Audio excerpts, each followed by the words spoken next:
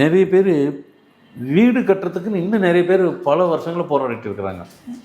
எங்கிட்ட பணம்லாம் இருக்குங்க, சேர்த்து வச்சுட்டாங்க. இப்போ வீடு கட்ட முடியலைங்க, இடம் கிடைக்கல, வீடு கட்ட முடியல.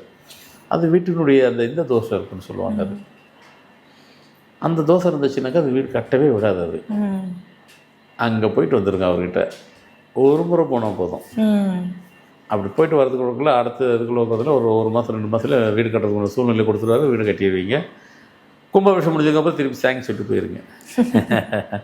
அப்புறமா தோஷத்தினால பல விதத்தில் பாதிக்கப்பட்டோம். வீடு பால் காய்ச்சி முடிஞ்சோன்னா தேங்க்ஸ் சொல்லிவிடணும். அப்போ சொல்லிடுங்க அவர்கிட்ட. அதெல்லாம் அது அவ்வளோதான். கடவுள் வேறு ஒன்று அது இங்கே உள்ள சிவபெருமான் எதையும் அது வேணும் இது வேணும் அதை கொண்டா இதை கொண்டா அதெல்லாம் கேட்கவே மாட்டார். பார்த்தீங்கன்னா சொன்னீங்கன்னா சொல்லிட்டு போயிட்டே இருக்கலாம்.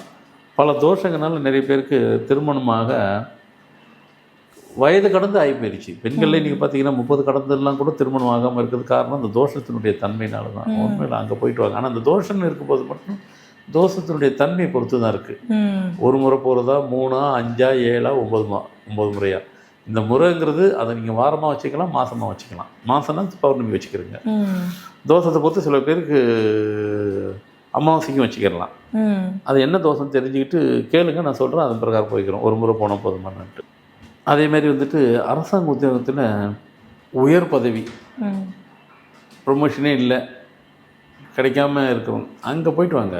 சில பேர் என்கிட்ட கேட்பாங்க, நீங்கள் அங்கே மட்டும் போயிட்டு வாங்க அப்படின்னா.